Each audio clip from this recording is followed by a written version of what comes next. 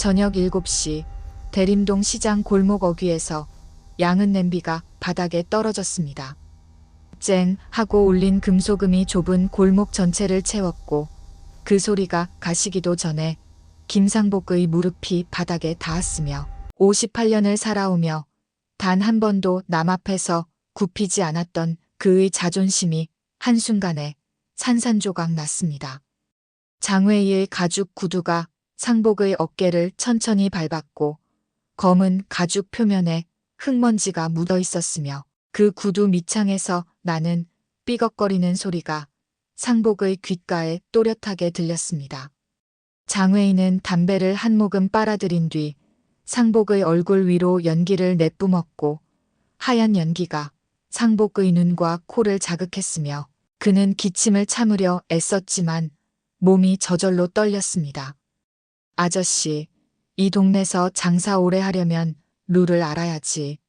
장외이의 목소리는 낮고 차갑게 가라앉았으며 그 말투에는 상복을 인간 이하로 보는 듯한 조롱이 섞여 있었고 뒤에 선 조폭 2명이 낄낄거리며 웃는 소리가 골목에 퍼졌습니다. 상복의 손등이 부들부들 떨렸고 주먹을 쥐려 해도 힘이 들어가지 않았으며 그의 시선은 바닥에 쏟아진 된장 웅덩이에 고정되어 있었습니다. 30년 동안 정성스럽게 담가온 장독대가 장외이의 발길질 한 번에 깨졌고 진한 된장 냄새가 골목에 퍼지면서 상복의 가슴속 어딘가도 함께 무너지는 것 같았으며 그는 아무 말도 할 수 없었습니다. 그때 골목 입구 쪽에서 규칙적이고 단단한 발걸음 소리가 들려왔습니다. 톡, 톡, 톡 일정한 간격으로 바닥을 딛는 그 소리는 군화를 연상시켰고 장외이와 조폭들이 동시에 고개를 돌렸으며 가로등 불빛 아래 검은 재킷을 입은 젊은 여자가 멈춰 서 있었습니다. 김다연이었습니다.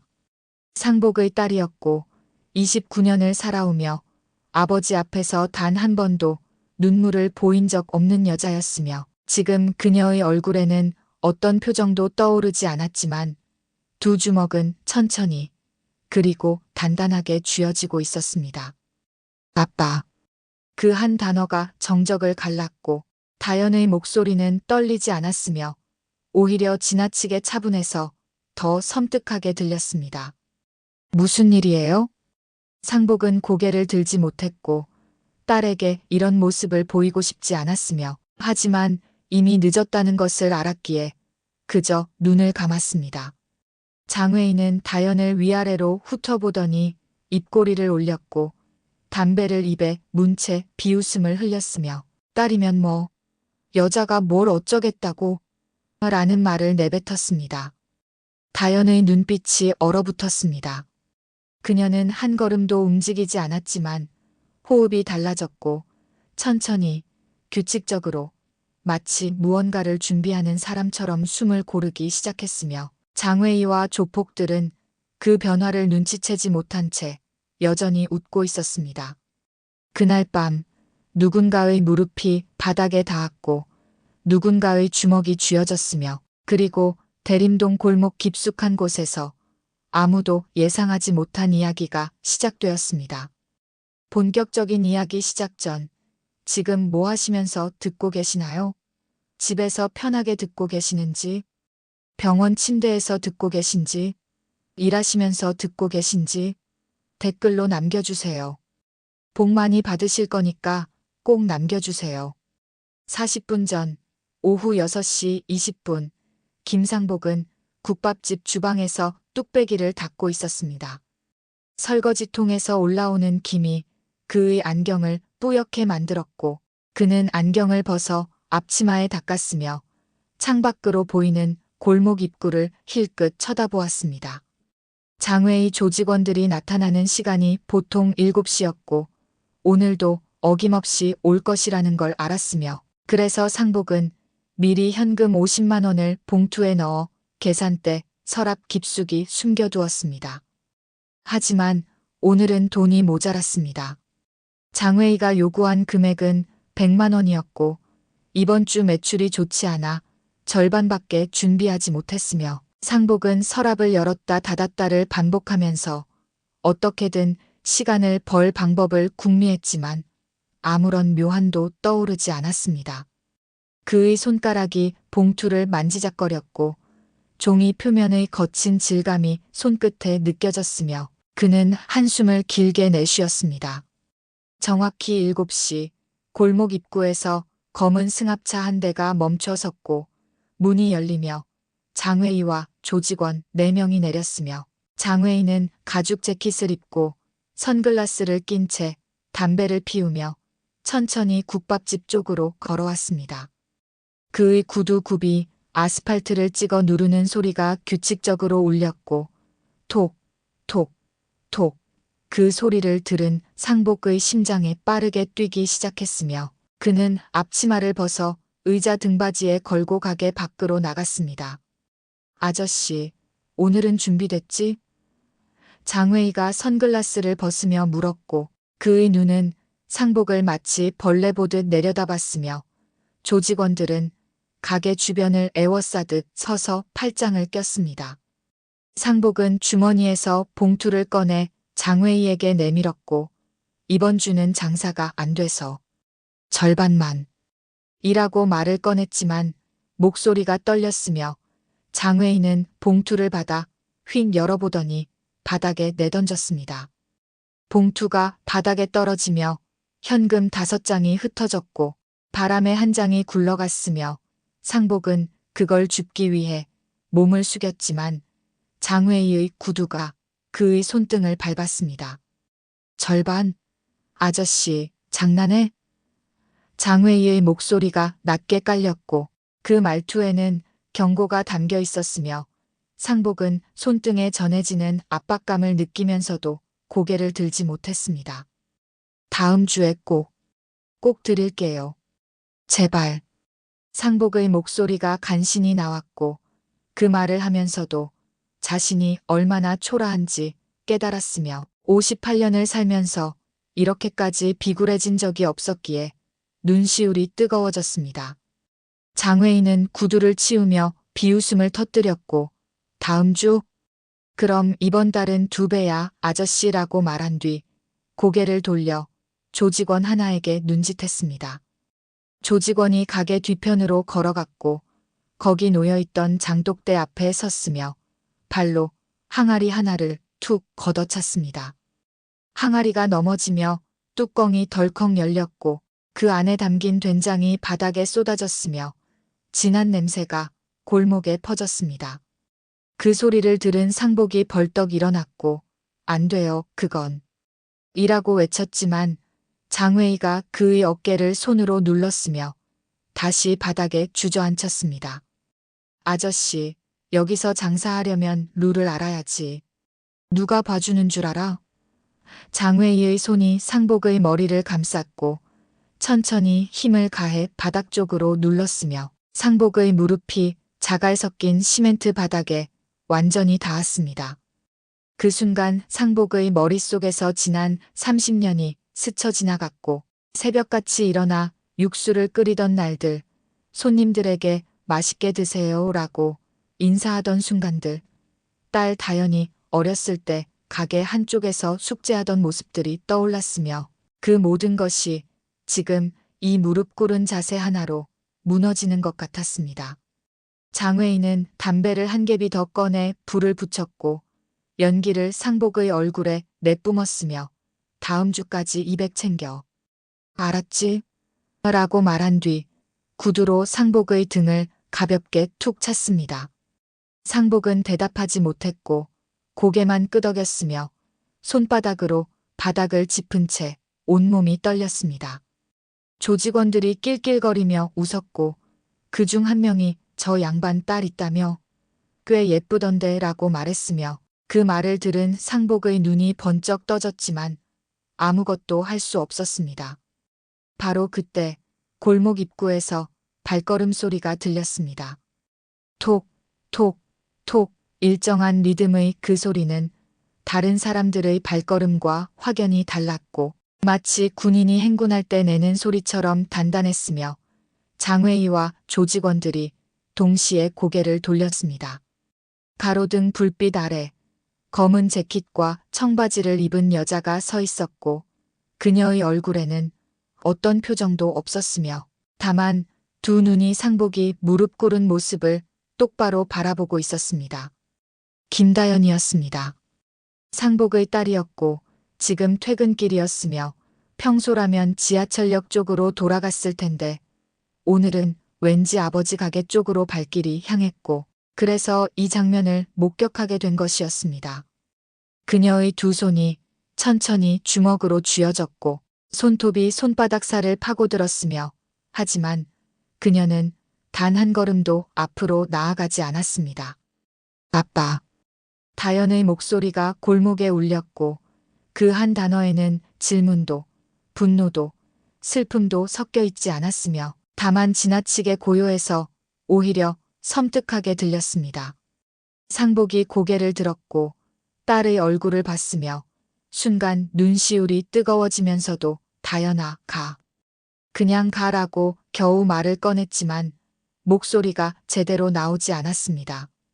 장웨이가 다연을 위아래로 훑어봤고 입꼬리를 올리며 오, 소문대로 예쁜 애라고 중얼거렸으며 조직원 한 명이 다연 쪽으로 성큼성큼 걸어갔습니다. 다연은 여전히 움직이지 않았고 그저 조직원을 바라봤으며 그녀의 호흡이 천천히 규칙적으로 바뀌기 시작했습니다. 들숨 4초, 날숨 4초, 마치 무언가를 측정하듯, 계산하듯 그렇게 숨을 고르고 있었습니다. 조직원이 다연의 어깨에 손을 뻗으려는 순간 다연이 한 발짝 뒤로 물러났고 그 움직임은 너무나 자연스러워서 마치 춤추듯 보였으며 조직원의 손이 허공을 스쳤습니다. 장웨이가 코웃음을 쳤고 여자가 도망은 빠른 애라고 말했으며 하지만 다연의 눈빛을 본 순간 묘한 위화감을 느꼈습니다. 그 눈은 겁에 질린 사람의 눈이 아니었고 분노에 찬 사람의 눈도 아니었으며 오히려 무언가를 관찰하고 분석하고 기록하는 사람의 눈이었습니다. 상복이 비틀거리며 일어났고 다연의 팔을 잡으려 했으며 다연아, 제발 그냥 가자라고 애원했지만 다연은 아버지를 보지 않았습니다.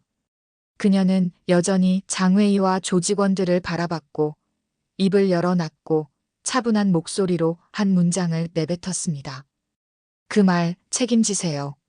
그 말이 끝나자마자 다연은 돌아섰고 상복의 손을 잡아 골목 밖으로 끌었으며 장웨이와 조직원들은 그 뒷모습을 보며 잠시 멍하니 서 있었습니다.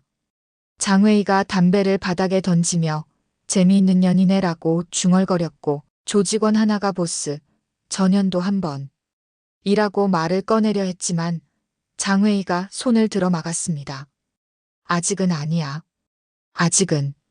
장웨이의 얼굴에 묘한 미소가 번졌고 그는 승합차 쪽으로 걸어가며 다음 주에 또 보자 아저씨라고 외쳤으며 엔진 소리와 함께 차가 골목을 빠져나갔습니다.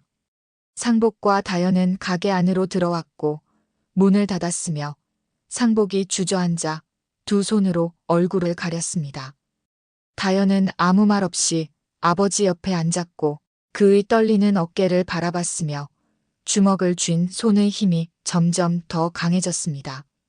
주방에서 끓고 있던 국물 냄비에서 보글보글 소리가 났고 시계 초침이 째깍째깍 움직였으며 밖에서는 지나가는 차 소리가 들렸지만 가게 안은 침묵으로 가득했습니다. 한참 후 다연이 입을 열었습니다. 아빠 얼마나 오래됐어요? 상복은 대답하지 않았고 다연이 다시 물었으며 아빠 얼마나요? 상복이 고개를 들었고 딸의 얼굴을 봤으며 눈물이 그의 뺨을 타고 흘러내렸습니다. 석 달. 석 달째야. 상복의 목소리가 갈라졌고 처음엔 50이었는데 그 다음엔 70, 그 다음엔 100. 이번 달엔 200을 내래라고 말하며 손을 떨었으며 나는 그냥 조용히 장사하고 싶었는데 라는 말을 끝맺지 못하고 다시 고개를 떨궜습니다. 다연이 아버지의 손을 잡았고 그 손이 얼마나 거칠고 주름진지 느꼈으며 평생 국밥 한 그릇 한 그릇 끓여 가족을 먹여 살린 손이라는 걸 알았기에 가슴 한쪽이 무너져 내리는 것 같았습니다. 하지만 그녀는 눈물을 흘리지 않았고 표정도 바꾸지 않았으며 다만 아주 낮은 목소리로 한 문장을 말했습니다. 아빠, 이제 끝내요. 상복이 고개를 들었고 딸의 눈을 봤으며 그 눈 속에서 지금까지 본 적 없는 무언가를 발견했습니다. 그것은 분노도 슬픔도 아니었고 오히려 지나치게 차갑고 계산적인 무언가였으며 상복은 순간 소름이 돋았지만 왜 그런지 알 수 없었습니다. 다연이 일어섰고 재킷을 털었으며 오늘은 여기서 자요. 내일 얘기해요 라고 말한 뒤 2층으로 올라가는 계단을 향해 걸어갔습니다. 상복은 딸의 뒷모습을 바라봤고 그 발걸음이 평소와 다르게 느껴졌으며 마치 군인이 걷는 것처럼, 아니, 그보다 더 단단하고 기계적인 무언가처럼 보였습니다. 주방에서 국물이 넘치는 소리가 났고 상복이 황급히 일어나 불을 껐으며 뚜껑을 열자 하얀 김이 피어올라 그의 얼굴을 가렸습니다. 그날 밤 대림동 골목은 조용했고 가로등 불빛만이 어둠을 밝혔으며 2층 창문 하나에서 새어나오는 희미한 불빛 속에서 한 여자가 휴대폰을 들고 무언가를 검색하고 있었습니다. 그녀의 손가락이 화면을 빠르게 넘겼고 검색어가 입력되었으며 그 검색어는 이런 것이었습니다. 대림동 장외의 조직 범죄 기록. 다음 날 오후 3시 장외의는 다시 골목에 나타났습니다. 이번엔 혼자가 아니었고 조직원 4명을 대동했으며 그중 2은 덩치가 큰 남자들이었고 나머지 2은 야구 방망이를 들고 있었습니다. 검은 승합차가 국밥집 앞에 멈춰섰고 문이 열리며 장외의가 내렸으며 그는 어제보다 더 여유로운 표정으로 담배를 입에 물었습니다. 가게 안에서 상복이 테이블을 닦고 있었고 차 소리를 듣고 고개를 들었으며 창문 너머로 장외의 일행을 보자 손에 쥔 행주가 바닥에 떨어졌습니다. 주방에서 다연이 나왔고 앞치마를 두른 채 아버지 옆에 섰으며 창밖을 바라봤지만 표정에는 아무런 변화가 없었습니다. 상복이 다연의 팔을 붙잡았고 다연아, 위로 올라가 있어 라고 속삭였으며 하지만 다연은 고개를 저었습니다. 괜찮아요, 아빠. 다연의 목소리는 평온했고 그녀는 앞치마를 벗어 의자 등받이에 걸었으며 가게 문을 열고 밖으로 나갔습니다. 장외의가 그녀를 보자 입꼬리를 올렸고 선글라스 너머로 다연을 위아래로 후쳤으며 어제 그 당찬 아가씨네라고 말하며 담배 연기를 내뿜었습니다. 다연은 장외의로부터 3미터 정도 떨어진 곳에 멈춰 섰고 2 손을 자연스럽게 옆구리에 붙였으며 시선은 장외의의 얼굴이 아닌 그의 어깨 너머를 향했습니다. 그녀의 눈이 빠르게 움직였고 조직원들의 위치를 파악했으며 출구 2곳, CCTV 카메라 1대, 주변 상인들의 시선, 골목폭 약 4미터. 이 모든 정보가 2초 안에 그녀의 머릿속에 입력되었습니다. 장외의가 한 걸음 다가왔고 그의 가죽 구두가 바닥을 디딜 때마다 톡톡 소리가 났으며 그 소리는 어제보다 더 느리고 위협적으로 들렸습니다. 아가씨, 어제 한 말 기억해? 책임지래? 장외의의 목소리에 비웃음이 섞였고 조직원들이 낄낄거리며 웃었으며 그중 한 명이 야구 방망이로 바닥을 탕탕 두드렸습니다. 다연은 대답하지 않았고 여전히 그들을 바라봤으며 호흡이 천천히 바뀌기 시작했습니다. 들숨 4초, 날숨 4초, 심박수가 분당 60회로 떨어졌고 동공이 약간 확장되었으며 이것은 그녀가 7년 전 특수부대 훈련소에서 배운 전투 전 호흡법이었습니다. 장외의는 그 변화를 눈치채지 못했고 계속 말을 이어갔으며 여자가 말은 참 거창하게 하더라 라고 중얼거렸습니다. 조직원 한 명이 다연에게 다가왔고 그의 손이 다연의 어깨를 향해 뻗어졌으며 하지만 다연은 정확히 그 손이 닿기 0.3초 전에 몸을 옆으로 틀었습니다. 그 움직임은 너무나 자연스러웠고 마치 바람에 흔들리는 나뭇가지처럼 부드러웠으며 조직원의 손은 허공을 스쳤습니다. 조직원이 당황한 표정으로 다시 손을 뻗으려 했고 이번엔 더 빠르게 움직였으며 하지만 다연은 이미 한 걸음 뒤로 물러나 있었습니다. 야, 가만 있어. 조직원의 목소리가 짜증 섞여 나왔고 그가 다연의 팔을 잡으려 앞으로 돌진했으며 하지만 다연은 그의 손목을 가볍게 쳐냈습니다.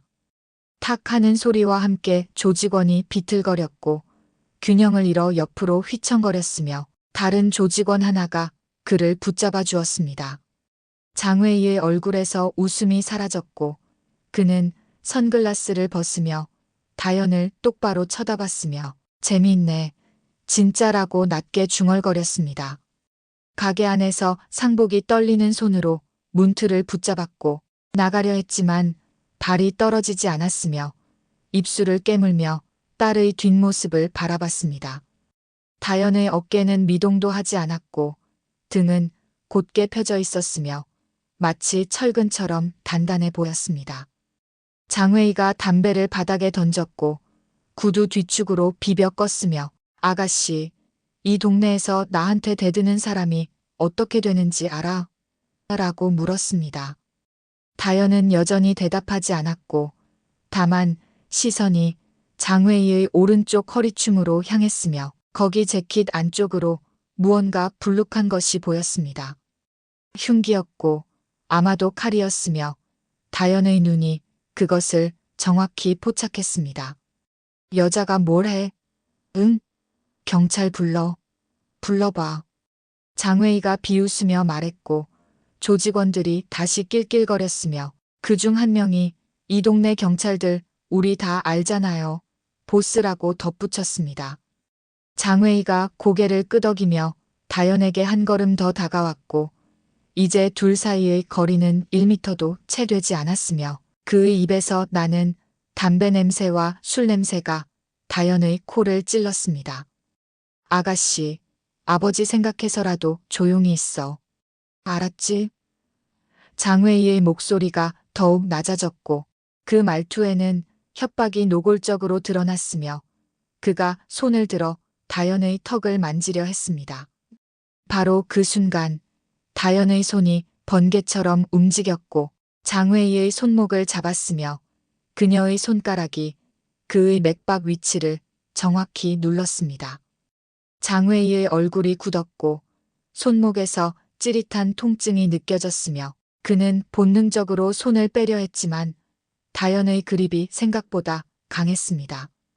3초 정도의 시간이 흘렀고 다연이 손을 놓았으며 장웨이가 손목을 쓸어내리며 뒤로 물러섰습니다. 조직원들의 표정이 변했고 야구방망이를 든 두 명이 앞으로 나섰으며 분위기가 급격히 험악해졌습니다.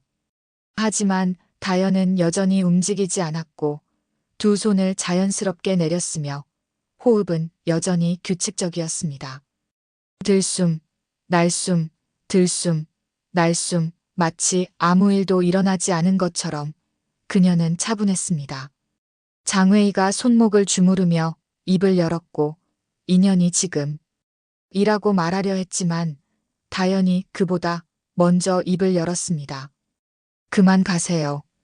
다연의 목소리는 명령조가 아니었고 오히려 지나치게 차분했으며 마치 날씨를 말하듯 사실을 진술하듯 그렇게 담담했습니다. 여기서 더 하시면 책임지셔야 해요. 그 말이 끝나자 다연은 돌아섰고 가게 안으로 걸어 들어갔으며 문을 닫았습니다. 장웨이는 그 자리에 멍하니 서 있었고 조직원들도 어리둥절한 표정으로 서로를 쳐다봤으며 누구도 먼저 움직이지 못했습니다. 장웨이의 얼굴이 붉어졌고 주먹이 쥐어졌으며 인연이 진짜 라고 중얼거렸지만 목소리에 힘이 없었습니다. 그는 조직원들에게 고개를 돌렸고 가자라고 짧게 말했으며 승합차로 향해 걸어갔습니다. 차 문이 닫히며 쾅 소리가 났고 엔진이 걸렸으며 승합차가 골목을 빠져나갔습니다. 가게 창문 너머로 다연이 그 모습을 지켜봤고 차가 완전히 사라질 때까지 움직이지 않았으며 차량 번호판을 기억했습니다. 서울 44바 7893. 그녀는 휴대폰을 꺼내 메모장에 그 번호를 입력했고 시간과 날짜를 함께 기록했으며 저장 버튼을 눌렀습니다. 상복이 다연에게 다가왔고 다연아, 괜찮아? 라고 물었으며 목소리가 떨렸습니다. 다연이 고개를 돌려 아버지를 봤고 처음으로 미소를 지었으며 괜찮아요, 아빠라고 대답했습니다. 하지만 그 미소는 눈까지 닿지 않았고 입꼬리만 살짝 올라갔으며 마치 연습한 것처럼 기계적으로 보였습니다. 아빠, 저녁 준비해요. 손님 곧 오실 거예요. 다연이 주방으로 걸어갔고 앞치마를 다시 두르며 냄비를 꺼냈으며 물을 받기 시작했습니다. 상복은 딸의 뒷모습을 바라봤고 무언가 말하고 싶었지만 입이 떨어지지 않았으며 결국 고개를 떨구고 테이블 닫기를 계속했습니다. 저녁 6시 손님 서너 명이 가게에 들어왔고 국밥을 주문했으며 다연이 능숙하게 주문을 받아 주방으로 전달했습니다. 상복이 국을 끓였고 뚜껑을 열자 하얀 김이 피어올랐으며 익숙한 냄새가 가게 안을 채웠습니다. 손님들이 국밥을 먹으며 담소를 나눴고 평범한 저녁 풍경이었으며 아무 일도 없었던 것처럼 시간이 흘렀습니다. 하지만 2층 작은 방에서 다연은 노트북을 켰고 검색창에 여러 단어를 입력했으며 화면을 스크롤하기 시작했습니다. 대림동 조직폭력배 검거 기록, 장외의 전과, 중국 조직, 국내 활동, 하나하나 클릭했고 기사를 읽었으며 중요한 부분을 메모장에 복사했습니다.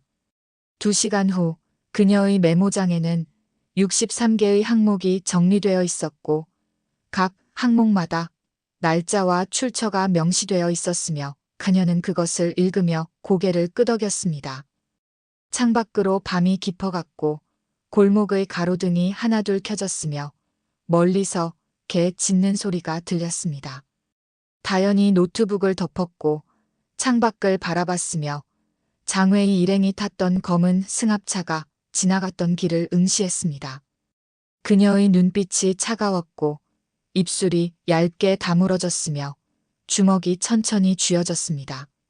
목에 걸린 얇은 금속 줄이 옷깃 사이로 살짝 보였고 그것은 군번줄이었으며 707 특임대의 표식이 새겨져 있었습니다. 하지만 아무도 그것을 보지 못했고 상복도 몰랐으며 장외의도 몰랐습니다. 다연은 그 군번줄을 옷 안쪽으로 밀어넣었고 불을 껐으며 침대에 누워 천장을 바라봤습니다. 어둠 속에서 그녀의 눈만이 반짝였고 호흡은 여전히 규칙적이었으며 마치 잠들지 않은 사람처럼, 아니 잠들 수 없는 사람처럼 그렇게 밤을 지새웠습니다. 새벽 2시 대림동 골목은 잠들어 있었고 가로등 불빛만이 어둠을 밝히고 있었으며 멀리서 개 짖는 소리가 간간히 들렸습니다. 다연은 검은 후드를 깊게 눌러 쓴 채 골목 안쪽으로 걸어갔고 그녀의 발걸음은 고양이처럼 조용했으며 군화 밑창이 아스팔트를 스치는 소리조차 거의 들리지 않았습니다. 장외의 조직 사무실은 골목 끝 2층 건물에 있었습니다. 낮에는 대림무역이라는 간판을 달고 있었습니다. 하지만 지금은 모든 불이 꺼져 있었고 건물 전체가 어둠에 잠겨 있었으며 입구 철문에는 자물쇠가 채워져 있었습니다. 다연은 건물을 한 바퀴 돌며 구조를 파악했습니다. 뒤편에 비상계단이 있었고 2층 창문 하나가 반쯤 열려 있었으며 그녀는 주머니에서 장갑을 꺼내 껴고 천천히 계단을 올라가기 시작했습니다. 녹슨 철제 계단이 삐걱거릴 것 같았지만 다현은 계단 가장자리만 밟으며 올라갔고 소리가 거의 나지 않았습니다. 2층 창문 앞에 섰습니다. 창틀을 확인했습니다. 녹이 슬어 있었지만 움직일 수 있었습니다. 다현은 창문을 조심스럽게 더 밀어 올렸고 틈이 충분히 벌어지자 몸을 비틀어 안으로 들어갔으며 바닥에 착지할 때 무릎을 굽혀 충격을 흡수했습니다. 실내는 칠흑 같았고 담배 냄새와 술 냄새가 섞여 코를 찔렀으며 다현은 잠시 그 자리에 멈춰 서서 귀를 기울였습니다. 정적이었습니다. 복도에서 아무 소리도 들리지 않았습니다. 호흡을 가다듬었습니다. 휴대폰 손전등을 켰습니다. 희미한 빛이 사무실 내부를 비췄고 책상 3개와 캐비닛 2개, 구석에 금고 하나가 보였으며 천장 모서리에 CCTV 카메라 한 대가 빨간 불을 깜빡이며 달려 있었습니다. 다현은 카메라 렌즈 방향을 계산했습니다. 정면에서 약 45도 각도로 틀어져 있었고 왼쪽 구석 약 1m 지점이 사각지대였으며 그녀는 몸을 낮춘 채 그쪽으로 이동했습니다. 카메라 렌즈가 아주 미세하게 움직이는 소리가 들렸고 위잉 하는 모터 작동음이었으며 다현은 그 소리의 패턴을 기억했습니다. 사각지대에 도착했습니다. 책상 옆에 쪼그리고 앉았습니다. 서랍을 천천히 당겼습니다. 서랍 안에 서류 뭉치가 있었고 다현은 장갑 낀 손으로 첫 장을 집어들었으며 바스락 하는 소리가 정적을 깼습니다. 그녀는 즉시 멈췄고 귀를 쫑긋 세웠으며 3초를 기다렸지만 아무 반응이 없었습니다. 서류를 펼쳤습니다. 거래 명세서였습니다. 날짜, 금액, 거래처 이름이 빼곡했습니다. 휴대폰을 꺼내 사진을 찍기 시작했고 셔터음은 무음 모드였지만 화면 빛이 어둠 속에서 유난히 밝게 느껴졌으며 다현은 최대한 빠르게 15장을 촬영한 뒤 서류를 원래 위치에 정확히 돌려놓았습니다. 각도까지 맞췄고 먼지 자국도 그대로 두었으며 흔적을 남기지 않았습니다. 캐비닛으로 이동했습니다. 서랍을 당겼습니다. 삐걱 소리가 작게 났습니다. 다현의 심장이 빠르게 뛰었지만 호흡은 여전히 규칙적이었고 들숨 4초 날숨 4초를 유지했으며 이것은 7년 전 특수부대 훈련소에서 배운 전투 전 호흡법이었습니다. 서랍 안에 검은 가죽 표지의 장부가 있었고 다현은 그것을 꺼내 펼쳤으며 손으로 쓴 글씨들이 빼곡하게 적혀 있었습니다. 이름들이 보였습니다. 김상복, 이철수, 박순자, 정민호. 아버지 이름이 가장 위에 있었습니다. 김상복 50만 원 3월 15일이라고 적혀 있었고 그 아래 70만 원 4월 12일, 100만 원 5월 5일이 이어졌으며 다현의 눈빛이 차갑게 얼어붙었습니다. 손가락이 종이 위를 더듬었고 다른 이름들도 확인했으며 상인 7명의 이름과 금액이 빼곡하게 기록되어 있었습니다. 사진을 찍었습니다. 1장, 2장, 10장 넘게 찍었습니다. 모든 페이지를 기록했습니다. 장부를 덮어 서랍에 다시 넣었고 정확히 원래 각도로 맞췄으며 시계를 봤습니다. 새벽 2시 30분이었고 들어온 지 10분이 지났으며 5분 안에 빠져나가야 했습니다. 마지막으로 책상 위 서랍을 열었습니다. 문구류 사이에 USB 하나가 있었고 평범한 검은색이었지만 뭔가 중요해 보였으며 다현은 그것을 집어 주머니 깊숙이 넣었습니다. 임무 완료. 창문으로 향했습니다.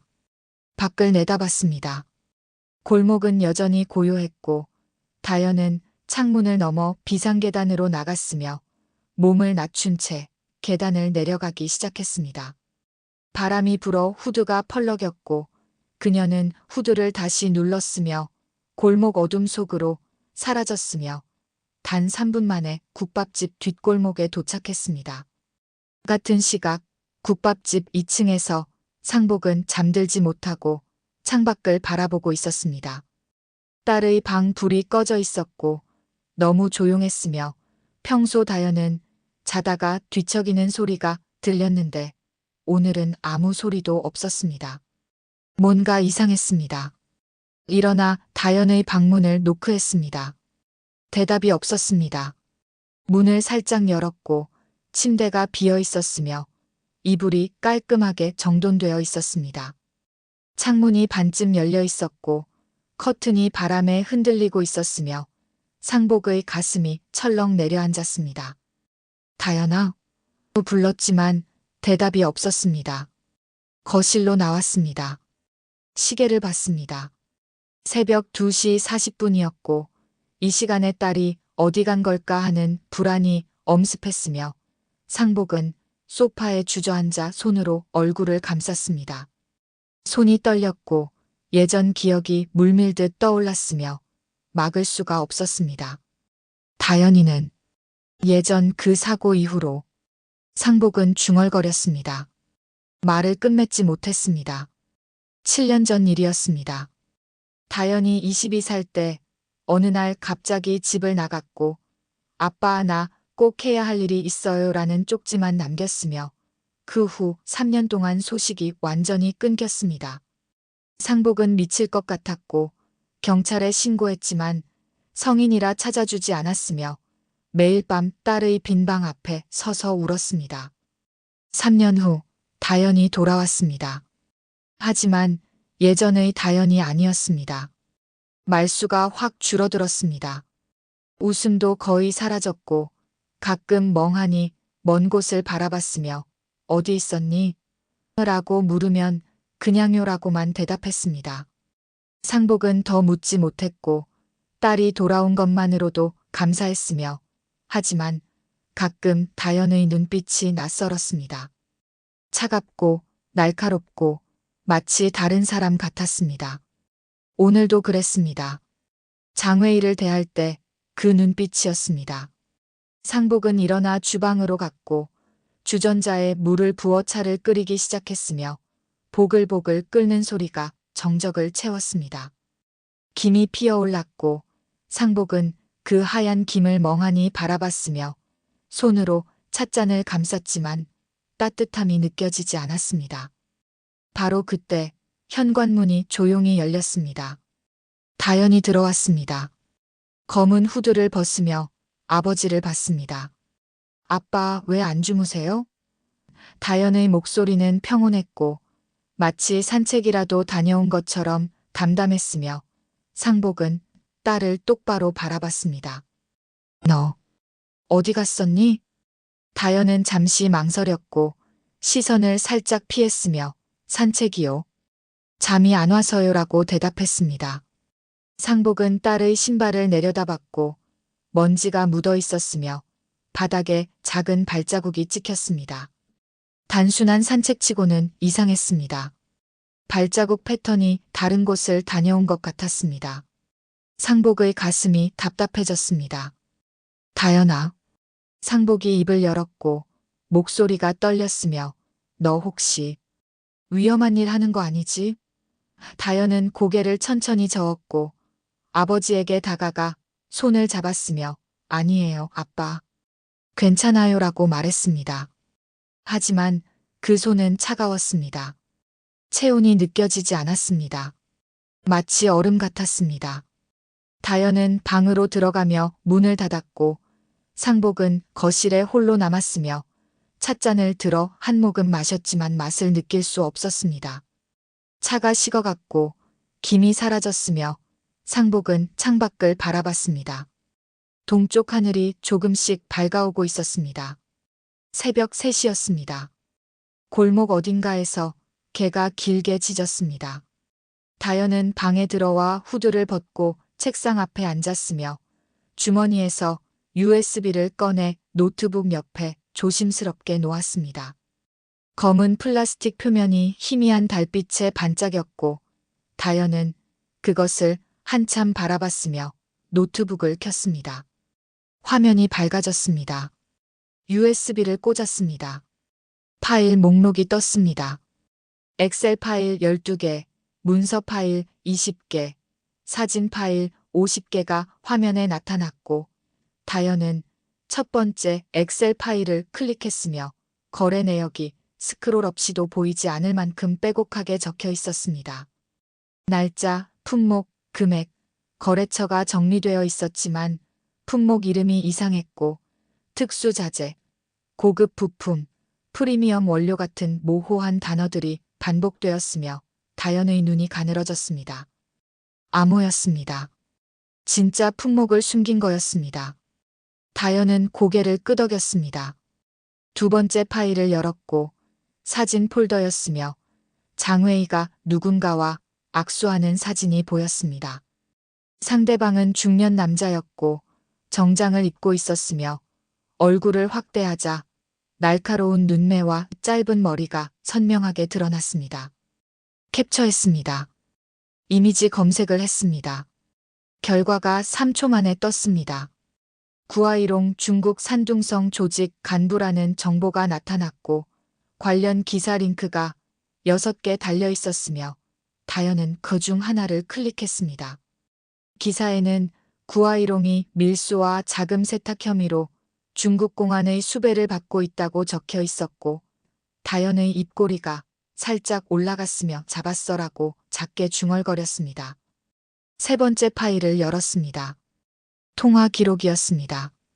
전화번호와 통화 시간이 엑셀로 정리되어 있었습니다. 자주 나오는 번호를 메모했고 10개가 넘었으며 나중에 추적할 수 있을 것 같았습니다.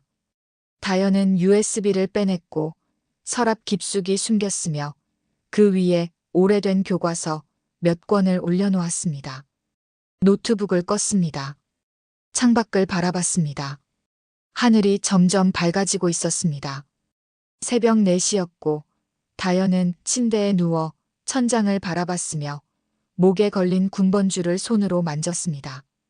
차가운 금속 느낌이 손끝에 전해졌고 각인된 글자를 손끝으로 더듬었으며 707 특임대 김다현이라는 문구가 촉감으로 느껴졌습니다. 눈을 감았습니다. 하지만 잠들지 않았습니다. 머릿속으로 오늘 수집한 정보를 정리했습니다. 장부 사진 15장, 거래 명세서, USB 파일들, 그리고 구아이롱의 얼굴. 충분했지만 아직 부족했고 더 필요했으며 결정적인 증거가 필요했습니다. 장웨이를 완전히 무너뜨릴 수 있는 것이요. 다현의 눈이 어둠 속에서 빛났습니다. 호흡은 여전히 규칙적이었습니다. 그녀는 이미 다음 수를 계산하고 있었습니다. 같은 시각 대림파출소에서 백영철 경위는 야간 순찰을 마치고 책상에 앉아 보고서를 작성하고 있었습니다. 순찰 중 이상 없음이라고 타자를 치면서도 뭔가 찝찝했고 새벽에 대림동 골목을 지나칠 때 누군가 빠르게 움직이는 그림자를 봤던 기억이 떠올랐으며 후도를 쓴 사람이었는데 걸음걸이가 일반인 같지 않았습니다. 군인 같았습니다. 아니, 특수부대원 같았습니다. 백경위는 고개를 저었습니다. 피곤해서 헛것 본 거겠지. 혼잣말을 하며 보고서를 제출했고 퇴근 준비를 했으며 하지만 마음 한쪽이 계속 불편했습니다. 20년 대림동에서 근무한 베테랑의 직감이었고 뭔가 큰 일이 터질 것 같은 예감이 들었으며 장회의 그 새끼 언젠간 큰 코 다치겠지라고 중얼거렸습니다. 하지만 법으로는 잡을 수 없었습니다. 증거가 없었고 피해자들은 신고를 안 했으며 겁이 났기 때문이었습니다. 백경위는 한숨을 길게 쉬었습니다. 파출소 불을 끄고 집으로 향했습니다. 새벽 5시 대림동이 깨어나기 시작했고 상인들이 하나둘 가게 문을 열었으며 국밥집에서도 불이 켜졌습니다. 상복이 주방에서 큰 냄비에 물을 붓고 사고를 넣었으며 보글보글 끓는 소리가 주방을 채우기 시작했습니다. 2층에서 다현이 내려왔습니다. 아빠, 도와드릴게요. 앞치마를 두르고 주방으로 들어왔습니다. 부녀는 말없이 함께 일했고 상복이 육수를 저었으며 다연이 팔을 썰었습니다. 칼이 도마를 두드리는 소리가 규칙적으로 울렸고 톡톡톡톡 그 소리 사이로 침묵이 흘렀으며 말하고 싶은 것들이 공기 중에 맴돌았지만 아무도 입을 열지 않았습니다. 상복은 묻고 싶었습니다. 너 정말 괜찮은 거니? 하지만 입이 떨어지지 않았습니다. 다연도 말하고 싶었습니다. 아빠, 곧 끝나요. 하지만 아직은 때가 아니었습니다. 그렇게 새벽은 지나갔고 대림동 골목의 아침 햇살이 비추기 시작했으며 하지만 어딘가에 드리워진 그림자는 점점 더 짙어지고 있었습니다. 다연의 서랍 속 USB는 조용히 숨어 있었고 그 안에 담긴 진실은 아직 세상 밖으로 나오지 않았으며 하지만 곧 모든 것이 드러날 것이었습니다. 아침 9시 대림동 시장은 사람들로 붐볐습니다. 상인들이 좌판을 펼쳤습니다. 생선 파는 아주머니, 채소 파는 할머니, 떡 파는 아저씨. 평범한 아침이었습니다. 다연은 시장 골목을 걸었고 손에는 장바구니를 들고 있었으며 겉보기엔 평범한 딸이 장을 보러 나온 것처럼 보였습니다. 파를 샀고 물을 샀으며 두부도 한 모 샀습니다. 상인들이 인사를 건넸고 상복이네 딸이지? 효녀네, 효녀라고 말했으며 다연은 미소 지으며 고개를 숙였습니다. 하지만 그녀의 눈은 다른 곳을 보고 있었습니다. 골목 입구. 검은 승합차 한 대가 서 있었습니다. 서울 44바 7893. 장회의의 차였습니다. 다연은 발걸음을 멈추지 않았습니다. 장바구니를 옮겨들며 계속 걸었습니다. 차 문이 열렸습니다. 장회의가 내렸고 선글라스를 낀 채 담배를 피우고 있었으며 그의 뒤로 조직원 4명이 따라 나왔습니다. 어제보다 1명이 더 늘었고 모두 덩치가 컸으며 그중 둘은 팔에 문신이 가득했습니다. 장회의가 다연을 봤습니다. 입꼬리를 올렸습니다. 손짓했습니다. 조직원들이 다연을 둘러쌌고 앞뒤 좌우가 막혔으며 시장 사람들이 힐끗힐끗 쳐다봤지만 아무도 다가오지 않았습니다. 다연은 장바구니를 바닥에 내려놓았고 두 손을 자연스럽게 옆구리에 붙였으며 장회의를 똑바로 바라봤습니다. 아가씨, 요즘 부쩍 용감해졌네. 장회의의 목소리가 낮게 깔렸고 그는 담배 연기를 다연의 얼굴 쪽으로 내뿜었으며 어젯밤 우리 사무실에 누가 들어왔던데 혹시 아는 사람 있어? 라고 물었습니다. 다연은 대답하지 않았습니다. 표정도 바꾸지 않았습니다. 호흡만 천천히 바뀌기 시작했습니다. 들숨 4초, 날숨 4초, 심박수 분당 60회. 장회의가 한 걸음 다가왔고 이제 두 사람 사이 거리는 1미터도 안 되었으며 그의 입에서 나는 담배 냄새와 술 냄새가 코를 찔렀습니다. 아가씨, 아버지 생각은 안 해? 응? 계속 이러면 아버지 가게 문 닫아야 할 텐데. 조직원 하나가 다연의 어깨에 손을 올렸습니다. 무겁게 눌렀습니다. 보스님 말씀 들려? 다연의 눈이 그 손을 내려다봤고 천천히 위로 올라가 조직원의 얼굴을 봤으며 그 눈빛이 너무나 차가워서 조직원이 순간 움찔했습니다. 하지만 손은 빼지 않았고 오히려 더 세게 눌렀으며 야, 대답 안 해? 라고 소리쳤습니다. 다연이 입을 열었습니다. 목소리는 평온했습니다. 지나치게 차분했습니다. 손 치우세요. 조직원이 코웃음을 쳤고 장회의와 나머지 조직원들이 낄낄거리며 웃었으며 손 치우라고? 야, 이년이 지금. 조직원이 말을 끝맺기도 전에 다연의 손이 움직였습니다. 번개처럼 빨랐고 조직원의 손목을 잡아 비틀었으며 탁 하는 소리와 함께 조직원이 으악 하고 비명을 질렀습니다. 무릎이 꺾였습니다. 바닥에 쿵 소리내며 무릎 꿇었습니다. 다연은 손을 놓았습니다. 정적이었습니다. 장회의의 웃음이 멎었습니다. 조직원들의 얼굴이 굳었습니다. 야, 인연이. 장회의가 입을 열었지만 목소리가 떨렸고 나머지 조직원 셋이 앞으로 나섰으며 보스, 제가 전현이라고 말하려는 순간 다연이 목에 걸린 얇은 줄을 천천히 풀었습니다. 금속줄이었습니다. 목에서 빠져나왔습니다. 손가락 사이로 늘어졌습니다. 다연은 그것을 바닥에 떨어뜨렸습니다. 챈.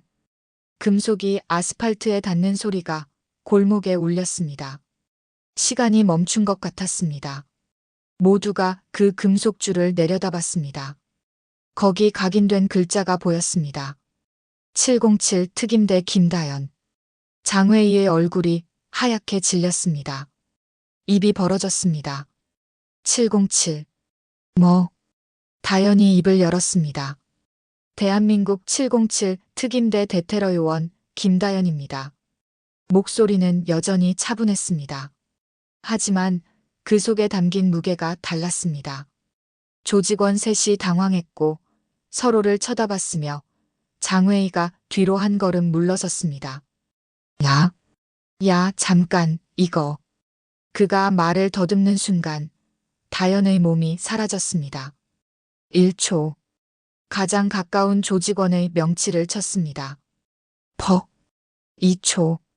두 번째 조직원의 다리를 걸었습니다. 쿵. 3초. 세 번째 조직원의 팔을 비틀었습니다. 딱. 4초. 그를 바닥에 눕혔습니다. 털썩. 5초. 네 번째 조직원이 주먹을 날렸습니다. 다연은 피했습니다. 6초. 그의 손목을 잡았습니다. 돌렸습니다. 7초. 바닥에 얼굴부터 박았습니다. 쿵. 끝. 다연은 제자리에 섰습니다. 숨도 차지 않았습니다. 옷도 흐트러지지 않았습니다. 조직원 4명이 바닥에 쓰러져 있었고 신음소리를 냈으며 그중 둘은 팔을 붙잡고 있었습니다. 장회의는 뒤로 비틀거리며 물러섰고 등이 차에 부딪혔으며 손이 떨려 담배가 바닥에 떨어졌습니다. 너 뭐야? 장회의의 목소리가 갈라졌습니다. 다연은 한 걸음 다가갔습니다. 장회의가 차 문을 열려 했습니다.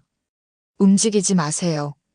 다연의 목소리가 명령조로 바뀌었고 장회의의 손이 멈췄으며 그는 떨리는 눈으로 다연을 바라봤습니다. 다연이 주머니에서 휴대폰을 꺼냈습니다. 화면을 켰습니다. 장회의에게 보여줬습니다. 화면에 사진이 있었습니다. 장회의와 구아이롱이 악수하는 사진이었습니다. 그 아래 또 다른 사진, 거래 명세서였습니다. 장회의의 얼굴이 새하얗게 변했습니다. 이건 어떻게? 입술이 파르르 떨렸습니다. 다연이 휴대폰을 주머니에 넣었고 바닥에 떨어진 군번줄을 주워들었으며 다시 목에 걸었습니다. 금속이 피부에 닿는 차가운 느낌이 전해졌고 그녀는 장회의를 똑바로 바라봤으며 이 군번줄이 뭔지는 알겠죠? 라고 물었습니다. 장회의는 대답하지 못했습니다. 목구멍에서 소리만 새어나왔습니다. 흐, 여기서 사라지세요. 다연의 목소리가 낮게 깔렸고 48시간 드릴게요. 그 안에 짐 싸고 한국 떠나세요라고 말했으며 장회의가 고개를 흔들었습니다. 미친. 내가 왜? 그가 반항하려는 순간 다연이 차 보닛을 손바닥으로 쳤습니다. 쾅! 보닛에 움푹 들어간 자국이 생겼습니다. 장회의의 눈이 커졌습니다. 입을 다물었습니다. 48시간. 다연이 다시 한번 말했고 그 후엔 제가 움직입니다. 라고 덧붙였으며 돌아서서 장바구니를 들었습니다. 파가 조금 흐트러져 있었고 그녀는 그것을 정돈하며 걸어가기 시작했습니다. 시장 사람들이 멀찍이 서서 지켜봤고 아무도 말하지 않았으며 다연이 지나가자 길을 비켜줬습니다. 그녀의 뒷모습이 골목 끝으로 사라질 때까지 아무도 움직이지 않았고 장회인은 차에 기댄 채 주저앉았으며 손으로 얼굴을 감쌌습니다. 조직원들이 하나둘 일어났습니다. 팔을 주물렀습니다. 보스, 전현, 닥쳐. 장회의가 소리쳤고 목소리가 갈라졌으며 당장 차에 타. 조직원들이 황급히 차에 올라탔고 엔진이 걸렸으며 승합차가 급하게 골목을 빠져나갔습니다. 국밥집에서 상복은 주방에서 일하고 있었고 창밖으로 다연히 장바구니를 들고 돌아오는 모습이 보였으며 안도의 한숨을 쉬었습니다. 다연이 가게 안으로 들어왔고 아빠, 장바 왔어요 라고 말하며 장바구니를 내려놓았으며 상복은 딸의 얼굴을 살폈습니다. 다연아, 괜찮아? 네, 왜요? 아니, 그냥. 상복은 더 묻지 않았습니다. 하지만 뭔가 느껴졌습니다. 딸의 분위기가 달라졌습니다. 조금 전까지 없던 무언가가 생겼습니다. 아니, 숨겨져 있던 무언가가 드러났습니다. 상복은 장바구니에서 팔을 꺼내며 가만히 딸을 바라봤습니다. 다연은 앞치마를 두르고 주방으로 들어왔고 제가 국 끓일게요라고 말하며 냄비를 꺼냈으며 물을 받기 시작했습니다. 물줄기가 냄비에 부딪히는 소리가 주방을 채웠고 상복은 그 소리를 들으며 한참을 멍하니 서 있었습니다. 점심시간이 되자 손님들이 하나둘 들어왔습니다. 국밥 하나요. 여기 2개요. 평범한 오후였습니다. 하지만 시장 골목 어딘가에서는 소문이 퍼지고 있었습니다. 상복이네 딸 봤어? 뭘? 조폭 4명을 7초 만에. 설마. 소문은 빠르게 퍼졌고 저녁 무렵이면 대림동 전체가 알게 될 것이었으며 장회의의 이름 앞에 처음으로 겁먹은이라는 수식어가 붙게 될 것이었습니다. 오후 2시 장회의는 사무실에 돌아와 책상 앞에 앉았습니다. 손이 떨렸습니다. 담배를 꺼냈습니다. 라이터를 켰지만 불이 붙지 않았습니다. 3번 시도했습니다. 겨우 불이 붙었습니다. 연기를 깊게 들이마셨고 천장을 바라봤으며 707 대테러 요원 이라고 중얼거렸습니다. 그는 휴대폰을 꺼내 인터넷 검색을 했고 707 특임대라고 입력했으며 결과가 떴습니다.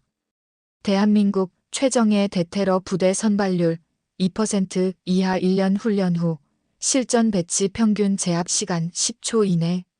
장회인은 휴대폰을 책상에 내던졌습니다. 탁! 머리를 감쌌습니다. 망했어. 완전히 망했어. 조직원 하나가 문을 두드렸고 보스, 어떻게 할까요? 라고 물었으며 장회인은 대답하지 않았습니다. 한참 후 그가 입을 열었고 짐 싸. 당장이라고 말했으며 조직원이 어리둥절한 표정으로 네, 어디 가시게요? 라고 물었습니다. 중국. 네, 중국으로 돌아간다고. 장회의가 소리쳤고 의자를 발로 찼으며 의자가 넘어지며 쿵 소리를 냈습니다. 조직원이 황급히 나갔고 문이 닫혔으며 장회의는 혼자 남았습니다. 창밖을 바라봤습니다. 대림동 골목이 보였습니다. 저 멀리 국밥집 간판이 보였습니다. 상복인의 딸, 대테러 요원. 이를 갈았습니다. 주먹을 쥐었습니다. 하지만 아무것도 할 수 없었습니다. 상대가 너무 강했습니다. 완전히 압도적으로. 그날 오후 장회의 조직은 움직이기 시작했습니다. 서류를 불태웠습니다. 컴퓨터를 포맷했습니다. 흔적을 지웠습니다. 하지만 그들은 몰랐습니다. 이미 늦었다는 것을. 다연이 이미 모든 것을 복사해 두었다는 것을. 저녁 6시 국밥집 문을 닫고 상복과 다연은 2층으로 올라갔습니다. 상복이 소파에 앉았고 다연이 차를 끓여 가져왔으며 두 사람은 말없이 차를 마셨습니다. 한참 후 상복이 입을 열었습니다. 다연아, 내 아빠, 너. 그 3년 동안 다연은 찻잔을 내려놓았습니다. 상복을 봤습니다. 고개를 끄덕였습니다. 특수부대 있었어요. 707 특임대. 대테러 부대요. 상복의 손이 떨렸습니다. 찻잔이 흔들렸습니다. 차가 조금 흘렀습니다. 왜 말 안 했니? 말하면 걱정하실 것 같아서요. 상복은 찻잔을 내려놓고 딸의 손을 잡았습니다. 차가웠습니다. 하지만 단단했습니다. 아빠는 그저 내가 안전하면 됐어. 알아요, 아빠. 그런데 왜 그런 위험한 일을? 다연이 아버지 손을 꽉 잡았습니다. 눈을 마주쳤습니다. 처음으로 정말 오랜만에 눈물이 글썽였습니다. 아빠가 무릎 꿇는 거 보고 싶지 않았어요. 상복의 가슴이 먹먹해졌습니다. 목이 메었습니다. 말이 나오지 않았습니다. 두 사람은 한참을 그렇게 앉아 있었고 창밖으로 저녁 노을이 지고 있었으며 대림동 골목에 어둠이 내리기 시작했습니다. 하지만 이제 그 어둠은 예전과 달랐고 두려움이 아니라 안도였으며 상복은 처음으로 숨을 깊게 들이마셨습니다. 진짜로 편하게. 저녁 7시 국밥집 문을 닫고 상복과 다연은 2층 거실에 마주 앉았습니다. 테이블 위에 차가 놓여 있었습니다.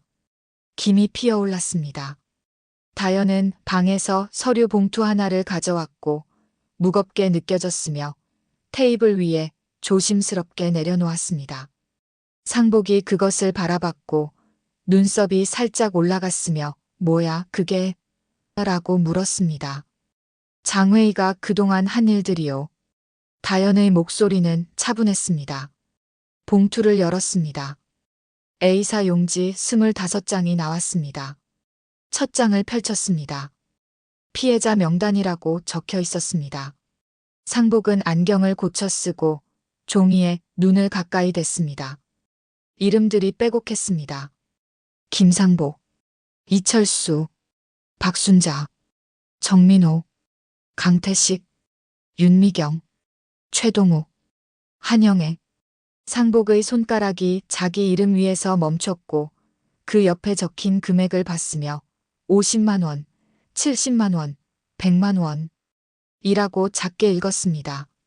다연이 두 번째 장을 넘겼고 거기에는 이철수라는 이름과 함께 식당 폐업 200만 원 빚 독촉이라고 적혀 있었으며 상복의 얼굴이 굳었습니다. 이철수. 작년에 가게 접은 그 사람. 세 번째 장. 박순자 채소 가게 300만 원 갈취 가게 정리. 네 번째 장. 정민호 정육점 400만 원 도주. 다섯 번째 장. 강태식 노점상 50만 원 자살. 상복의 손이 떨렸습니다. 종이가 바스락거렸습니다. 자살?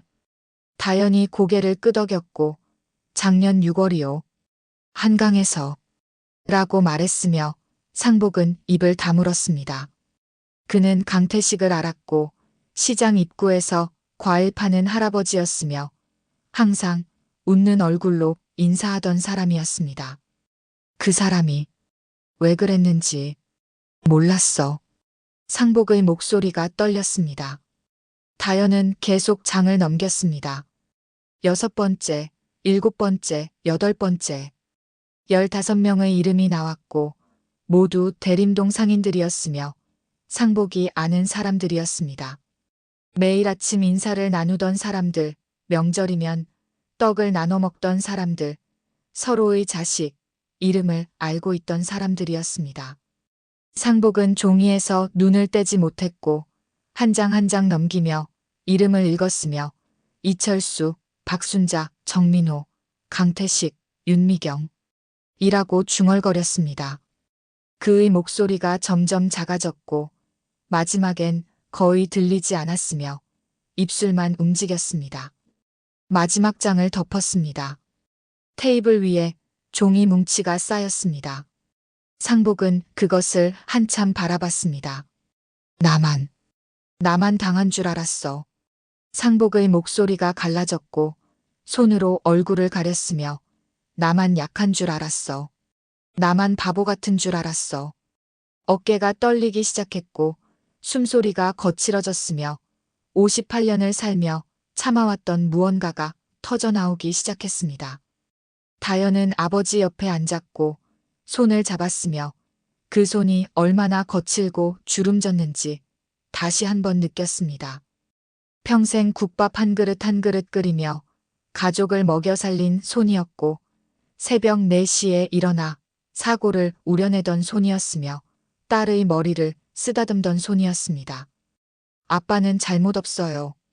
다연의 목소리가 낮게 깔렸고 아빠뿐만 아니라 다른 분들도 다 잘못 없어요라고 말했으며 잘못한 건 장외이예요. 그 사람들이에요.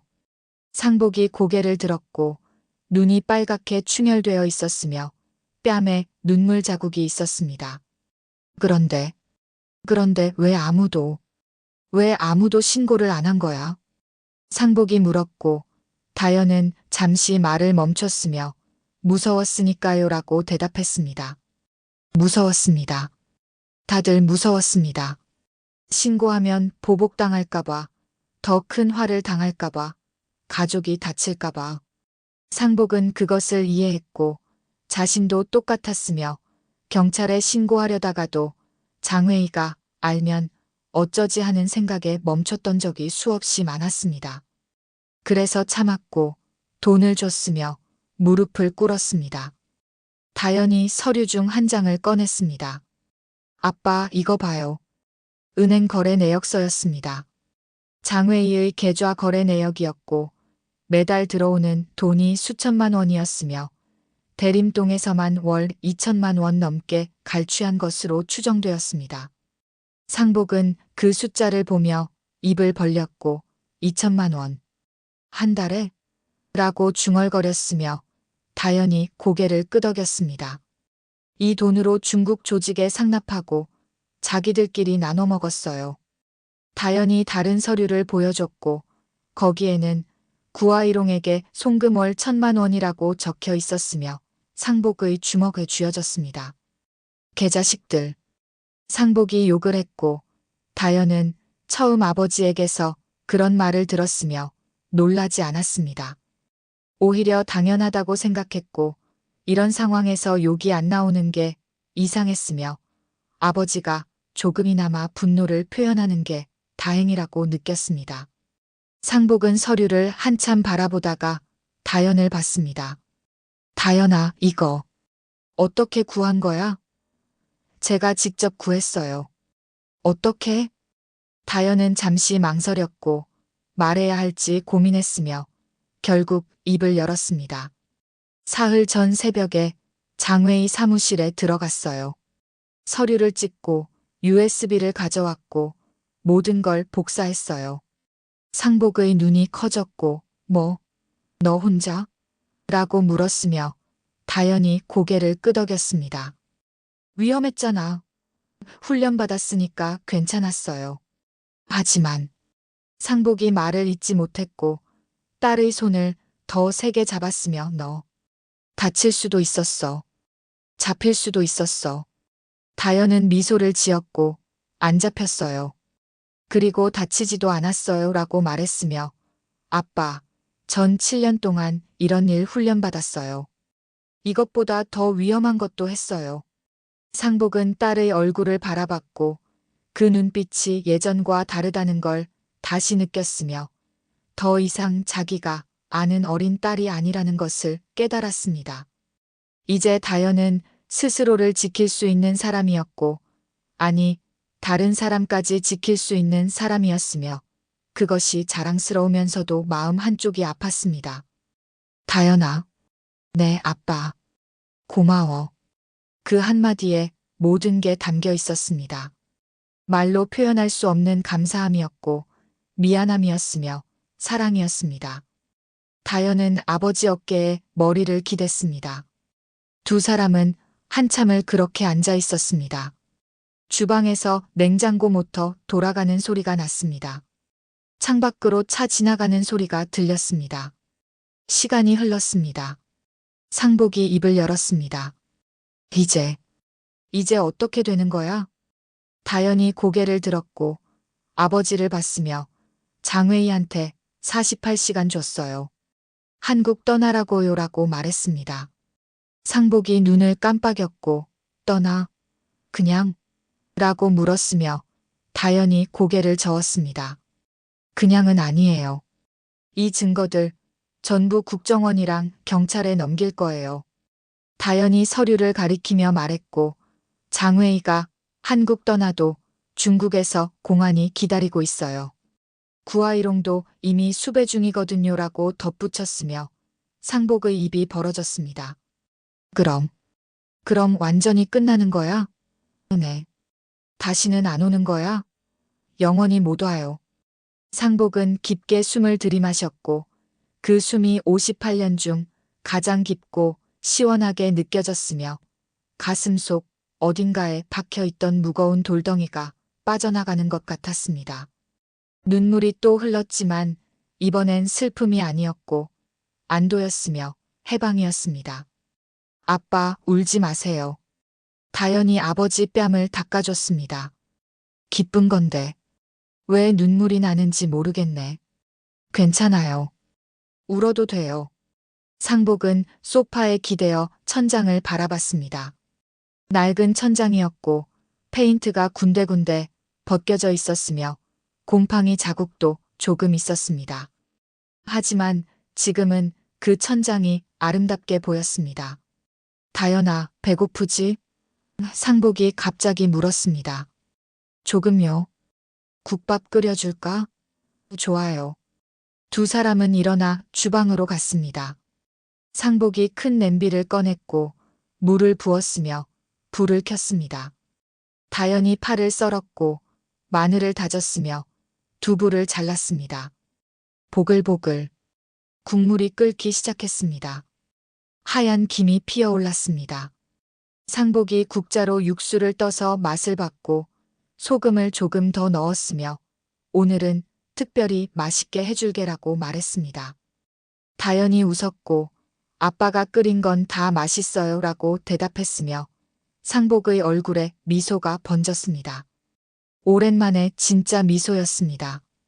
억지로 짓는 게 아니었고 눈까지 웃는 미소였으며 다연은 그 모습을 보며 가슴이 따뜻해졌습니다. 20분 후 국밥 2그릇이 식탁에 올라왔습니다. 김이 모락모락 났고 파가 동동 떠 있었으며 고기가 부드럽게 익어 있었습니다. 두 사람은 마주 앉아 숟가락을 들었습니다. 잘 먹겠습니다. 맛있게 먹어. 첫 숟가락을 뜨는 순간 상복은 깨달았습니다. 국밥 맛이 달랐습니다. 레시피는 똑같았고 재료도 똑같았으며 끓인 방법도 똑같았습니다. 하지만 맛이 달랐습니다. 더 구수했고 더 따뜻했으며 더 맛있었습니다. 아니, 맛이 다른 게 아니었습니다. 마음이 달라진 거였습니다. 더 이상 두렵지 않았고 더 이상 억눌리지 않았으며 처음으로 자유로웠습니다. 그래서 국밥이 맛있었습니다. 아빠, 왜 그래요? 다연이 물었습니다. 응? 아니야. 그냥 맛있어서. 저도 맛있어요. 두 사람은 말없이 국밥을 먹었습니다. 밖에서 바람이 불었고 나뭇잎이 스치는 소리가 들렸으며 멀리서 자동차 경적 소리가 났습니다. 대림동의 평범한 저녁이었습니다. 하지만 이제 정말로 평범해졌습니다. 밤 10시 다연은 방으로 들어가 노트북을 켰습니다. 이메일을 작성하기 시작했고 받는 사람은 국정원 대테러센터였으며 제목은 대림동 조직폭력 증거자료 제출이었습니다. 첨부 파일을 추가했습니다.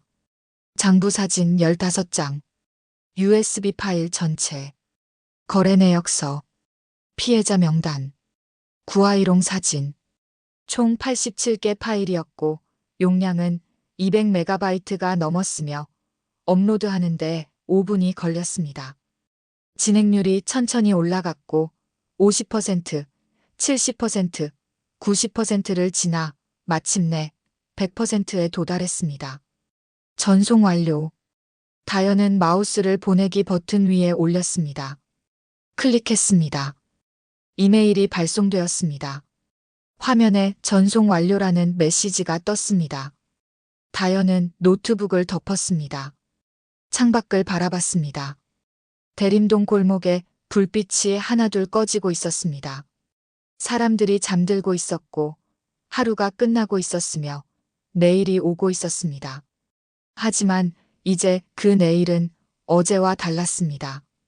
장회의가 없는 내일이었고 두려움이 없는 내일이었으며 아버지가 다시 고개를 들 수 있는 내일이었습니다. 다현은 군번줄을 만졌고 차가운 금속이 손끝에 느껴졌으며 작게 미소 지었습니다. 임무 완료. 새벽 5시 인천공항 화물터미널. 아직 어둠이 가시지 않았습니다. 활주로 불빛만이 반짝였습니다. 검은 승합차 한 대가 터미널 앞에 멈춰 섰고 문이 열리며 장회의가 내렸으며 그의 얼굴은 이틀 동안 잠을 못 잔 사람처럼 창백했습니다. 눈 밑에 다크서클이 짙었고 손이 떨렸으며 담배를 입에 물었지만 불을 붙이지 못했습니다. 뒤에서 조직원 둘이 캐리어를 끌고 나왔습니다. 큰 가방 2개였습니다. 급하게 싼 티가 났습니다. 장회의는 공항 건물을 올려다봤고 출국장 표지판이 보였으며 다리가 떨려 제대로 걸을 수 없었습니다. 조직원 하나가 그의 팔을 붙잡았고 보스, 괜찮으세요? 라고 물었으며 장회의는 대답하지 않았습니다. 괜찮을 리 없었습니다. 48시간 전 그 여자를 만난 후로 하나도 괜찮지 않았습니다. 잠을 자려 해도 눈을 감으면 다현의 차가운 눈빛이 보였고 군번줄이 바닥에 떨어지는 소리가 들렸으며 707 특임대라는 단어가 귓가를 맴돌았습니다. 빨리 가자. 빨리. 장회의가 다그쳤고 조직원들이 서둘러 캐리어를 끌었으며 출국장으로 향했습니다. 바로 그때 터미널 구석에서 누군가 나타났습니다. 검은 재킷을 입은 여자였습니다. 다현이었습니다. 장회의의 발걸음이 멈췄습니다. 등골이 오싹해졌습니다. 너, 왜 여기? 다현은 천천히 다가왔고 손에 태블릿을 들고 있었으며 장회의로부터 3m 떨어진 곳에 멈춰 섰습니다. 뒤에서 백령철 경위가 나타났고 제복을 입고 있었으며 팔짱을 낀 채 벽에 기대어 섰습니다. 떠나시기 전에 보여드릴 게 있어요. 다현의 목소리는 평온했습니다. 태블릿을 켰습니다. 화면이 밝아졌습니다. 장회의에게 태블릿을 건넸습니다. 떨리는 손으로 받았습니다. 화면을 내려다봤습니다. 동영상이 재생되기 시작했습니다. CCTV 영상이었습니다. 장회의 사무실 내부였습니다. 날짜가 표시되어 있었습니다.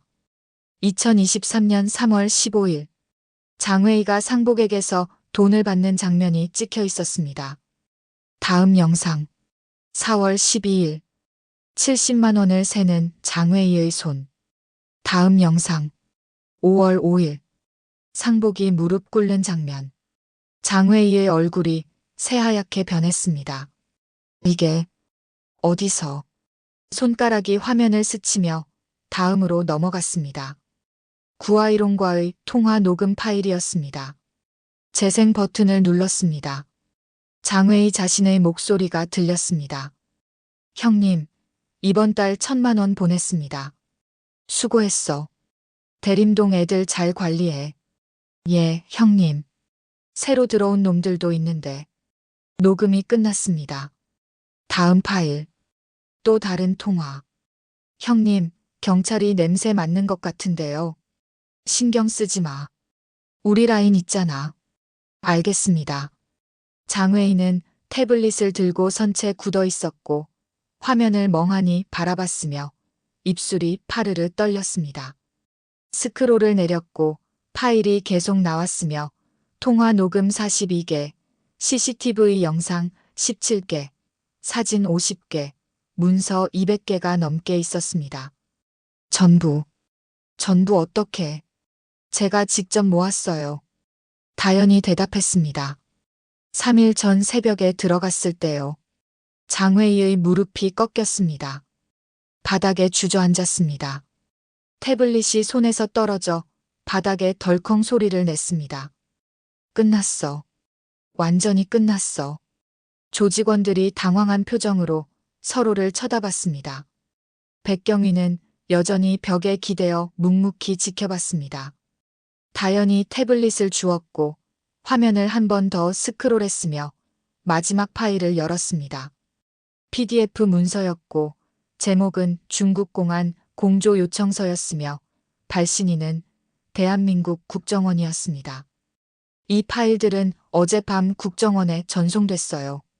다연의 목소리가 낮게 깔렸습니다. 그리고 동시에 중국 공안에도 전송됐어요. 구아이롱 형님도 이미 수배 중이고요. 장웨이는 고개를 들어 다연을 봤습니다. 눈이 충혈되어 있었습니다. 너 대체 한국 떠나도 안전하지 않아요. 다연이 말했습니다. 중국 가면 공안이 기다리고 있어요. 구아이롱 조직 전체가 수사 대상이거든요. 장웨이의 입에서 신음소리가 새어나왔습니다. 두 손으로 머리를 감쌌습니다. 어디로도 갈 수 없어요. 다연이 덧붙였습니다. 한국도 안 되고 중국도 안 되고. 하지만 지금 이 비행기는 타야 해요. 장웨이가 고개를 들었습니다. 왜 나를? 왜 이렇게까지? 다연은 한 걸음 다가가 쪼그려 앉았고 장웨이와 눈을 맞췄으며 우리 아빠 무릎 꿇게 했잖아요라고 말했습니다. 목소리는 여전히 차분했지만 그 속에 담긴 무게가 달랐고 장웨이는 그 눈빛을 보며 온몸이 얼어붙는 것을 느꼈습니다. 일어섰습니다. 태블릿을 주머니에 넣었습니다. 탑승 시간 10분 남았어요. 공항 스피커에서 안내방송이 흘러나왔습니다. 베이징행 에어차이나 923편 탑승객께서는 중국어와 한국어가 섞였습니다. 장웨이는 그 소리를 들으며 천천히 일어섰습니다. 조직원들이 캐리어를 끌었습니다. 출국장으로 걸어가기 시작했습니다. 장웨이는 한 걸음 한 걸음 무겁게 발을 뗐습니다. 10m쯤 갔을 때 뒤를 돌아봤습니다. 다연은 여전히 그 자리에 서 있었습니다. 움직이지 않았습니다. 다시는 장웨이의 목소리가 갈라졌습니다. 다시는 못 오는 거야? 다연이 고개를 끄덕였습니다. 영원히요. 장웨이는 고개를 돌렸습니다. 출국 심사대로 걸어갔습니다. 여권을 내밀었습니다. 심사관이 여권을 스캔했고 화면을 확인했으며 베이징 가시는 거죠? 라고 물었습니다. 장웨이가 고개를 끄덕였고 심사관이 도장을 찍었으며 좋은 여행 되세요라고 말했습니다. 좋은 여행. 아이러니했습니다. 이건 여행이 아니었습니다. 도망이었고 추방이었으며 패배였습니다. 보안 검색대를 통과했습니다. 신발을 벗었고 벨트를 풀었으며 금속 탐지기를 지나갔습니다. 삐 소리가 나지 않았습니다. 탑승구로 걸어갔습니다. 게이트 23번이었습니다. 이미 탑승이 시작되고 있었습니다. 장웨이는 탑승권을 건넸고 직원이 스캔했으며 좌석 23회이에요. 즐거운 여행 되세요라고 말했습니다. 또 즐거운 여행이라는 말을 들었고 장웨이는 비웃음을 흘렸으며 탑승 브리지로 걸어 들어갔습니다. 비행기 안으로 들어갔습니다. 좌석을 찾았습니다. 창가였습니다. 앉았습니다. 안전벨트를 맸습니다. 창밖을 바라봤습니다. 활주로가 보였고 다른 비행기들이 줄지어 서 있었으며 멀리 서울 불빛이 희미하게 보였습니다. 저 불빛 어딘가에 대림동이 있었고 국밥집이 있었으며 장웨이가 3년 동안 지배했던 골목이 있었습니다. 이제 다 끝났습니다. 돌아갈 수 없었습니다. 영원히. 승무원이 지나가며 물었습니다. 음료 필요하세요? 아니요. 기내 안내방송이 나왔습니다. 승객 여러분, 잠시 후 이륙하겠습니다. 한국어, 중국어, 영어가 차례로 흘러나왔습니다. 비행기가 움직이기 시작했습니다. 천천히 뒤로 밀렸고 방향을 틀었으며 활주로로 향했습니다. 엔진 소리가 커지기 시작했습니다. 윙윙윙. 점점 더 커졌습니다. 귀가 멍멍해질 정도였습니다. 활주로 끝에서 멈췄습니다. 잠시 정적이었습니다. 그리고 쾅! 엔진이 최대 출력으로 돌아갔고 비행기가 앞으로 달리기 시작했으며 속도가 붙었습니다. 장웨이는 창밖을 보며 서울 불빛이 점점 멀어지는 걸 지켜봤고 활주로 불빛이 빠르게 지나갔으며 바퀴가 지면을 떠나는 순간을 느꼈습니다. 둥실. 비행기가 떴습니다. 서울이 작아졌습니다. 불빛이 점이 되었습니다. 구름 속으로 들어갔습니다. 아무것도 보이지 않았습니다. 하얀 안개뿐이었습니다. 장웨이는 눈을 감았습니다. 모든 게 끝났습니다. 대림동, 조직, 돈, 권력, 전부. 남은 건 불확실한 미래뿐이었고 중국 공안이 기다리고 있는 베이징이었으며 그곳에서 무슨 일이 벌어질지 아무도 몰랐습니다. 장웨이 자신도 몰랐고 다만 한 가지는 확실했습니다. 다시는 대림동으로 돌아올 수 없다는 것. 인천공항 화물터미널에서 다현은 비행기가 이륙하는 걸 지켜봤습니다. 하늘로 올라가는 불빛이 보였습니다. 점점 작아졌습니다. 백경위가 다가왔습니다. 저 새끼 진짜 같네. 다현이 고개를 끄덕였습니다. 경위님, 이거 괜찮은 건가요? 다현이 물었습니다. 뭐가? 법적으로는 아무 처벌도 안 받고. 백경위가 담배를 꺼내 입에 물었고 불을 붙였으며 연기를 깊게 들이마셨습니다. 법이 다가 아니야. 때로는 법보다 빠른 정의도 있어. 그는 하늘을 올려다봤고 이제 작은 점으로 변한 비행기를 봤으며 저 새끼 중국 가면 더 지옥이야. 공안 손에 넘어가면 한국 교도소보다 훨씬 지독하거든. 다현은 아무 말하지 않았습니다. 백경위가 옳았습니다. 이게 더 나은 방법이었습니다. 너 707이라며? 백경위가 물었습니다. 네. 대단하더라. 사흘 만에 조직 하나 무너뜨리다니. 다현은 미소를 지었습니다. 경위님이 눈 감아주셔서 가능했어요. 난 아무것도 안 봤어. 그냥 순찰만 돌았지. 두 사람은 잠시 침묵했습니다. 새벽 바람이 불었습니다. 차가웠지만 상쾌했습니다. 이제 어떻게 할 거야? 백경위가 물었습니다. 아빠 가게 도와드릴 거예요.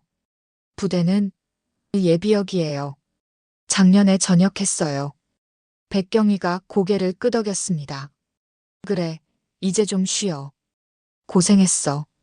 감사합니다. 다현은 주차장으로 걸어갔고 자전거를 끌었으며 안장에 올라탔습니다. 페달을 밟기 시작했고 공항을 빠져나갔으며 고속도로 옆 자전거 도로로 접어들었습니다. 하늘이 밝아오고 있었습니다. 동쪽이 붉게 물들었습니다. 새벽 6시였습니다. 다현은 페달을 밟으며 생각했습니다. 아버지는 지금쯤 일어나 주방으로 갔을 것이고 큰 냄비에 물을 붓고 있을 것이며 사고를 넣어 육수를 끓이기 시작했을 것입니다. 오늘도 손님들이 올 것이고 국밥 하나요? 라고 주문할 것이며 아버지는 웃으며 국밥을 끓일 것입니다.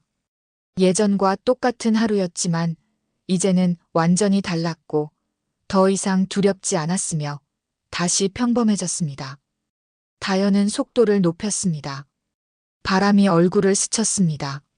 머리카락이 날렸습니다. 1시간 후 대림동 골목 입구에 도착했습니다. 자전거에서 내렸습니다. 끌고 걸어갔습니다. 시장이 열리고 있었습니다. 상인들이 좌판을 펼쳤고 손님들이 하나둘 나타났으며 이거 얼마예요? 라는 소리가 여기저기서 들렸습니다.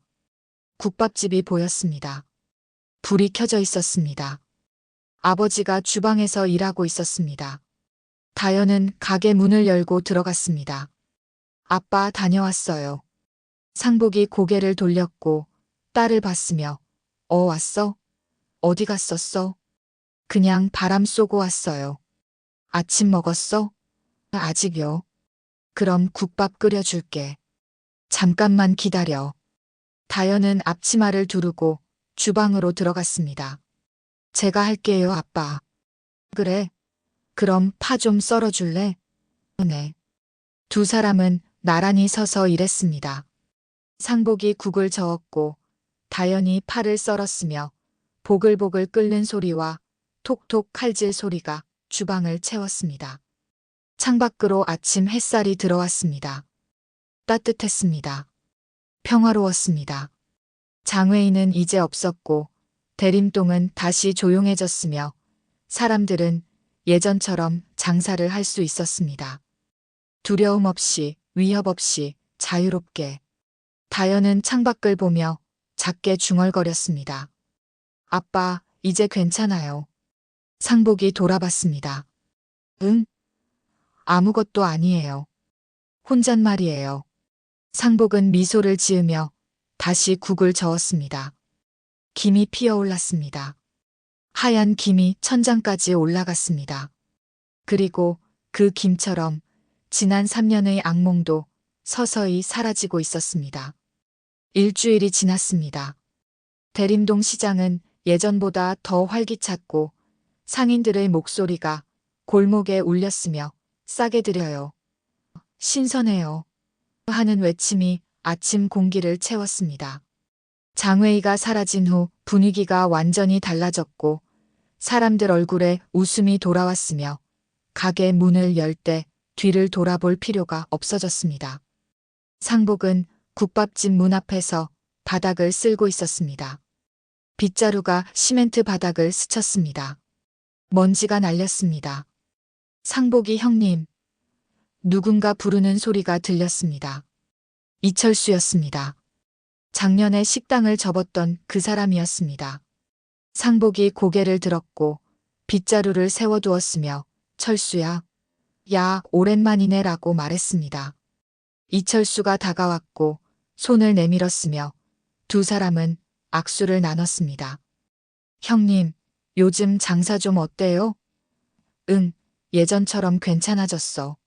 너는? 저도 다시 시작하려고요. 이철수의 눈이 반짝였습니다. 오랜만에 보는 희망이었습니다. 상복은 그의 어깨를 툭 쳤습니다. 그래, 잘 됐다. 어디서 할 건데? 골목 안쪽에 빈 가게 하나 있더라고요. 거기 계약했어요. 오, 그 자리 좋은데. 장사 잘 될 거야. 두 사람은 잠시 말없이 서 있었고 서로를 바라봤으며 말하지 않아도 알 수 있었습니다. 똑같은 고통을 겪었고 똑같은 두려움을 느꼈으며 이제 똑같은 안도를 나누고 있었습니다. 형님. 이철수가 입을 열었습니다. 응? 형님 딸이. 진짜 그런 일을 한 거예요? 상복이 고개를 끄덕였습니다. 그래. 우리 다현이가 했어. 대단하네요. 진짜. 이철수는 더 말을 잇지 못했고 눈시울이 붉어졌으며 고마워요, 형님.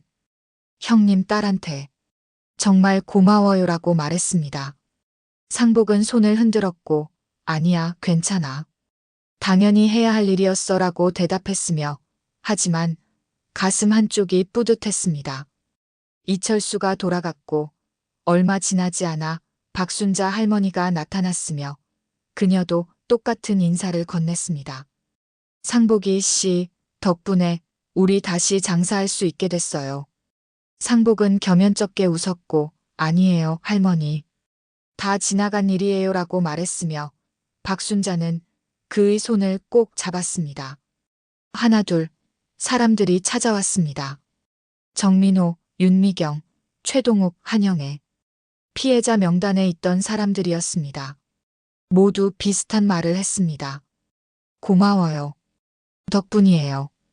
이제 편하게 살 수 있을 것 같아요. 상복은 그들을 맞이하며 차를 대접했고 이야기를 나눴으며 오랜만에 웃었습니다. 진짜 웃음이었고 억지로 짓는 게 아니었으며 가슴속 깊은 곳에서 우러나오는 웃음이었습니다. 점심시간이 되자 손님들이 몰려왔습니다. 국밥 하나요. 여기 2개요. 저도 하나요. 주방에서 다연이 빠르게 움직였고 냄비에서 국을 퍼담았으며 뚜껑을 열 때마다 하얀 김이 피어올랐습니다. 상복은 주문을 받으며 손님들을 맞이했고 맛있게 드세요. 라고 인사했으며 손님들은 잘 먹겠습니다. 라고 대답했습니다. 가게가 활기로 가득 찼습니다. 웃음소리, 수저 부딪히는 소리, 대화 소리가 섞였습니다. 상복은 그 소리를 들으며 행복했습니다. 이게 정상이었습니다. 이게 평범한 일상이었습니다. 3년 만에 돌아온 평화였습니다. 오후 3시 손님들이 다 가고 난 후 상복과 다연은 테이블을 닦기 시작했습니다. 행주로 1번, 2번 문질렀습니다. 물기를 닦아냈습니다. 다연아, 상복이 말했습니다. 네, 아빠. 오늘 간판 좀 닦을까? 먼지 많이 쌓였더라. 다연이 고개를 끄덕였습니다. 좋아요. 2 사람은 물과 걸레를 준비했고 사다리를 가져왔으며 가게 앞으로 나갔습니다.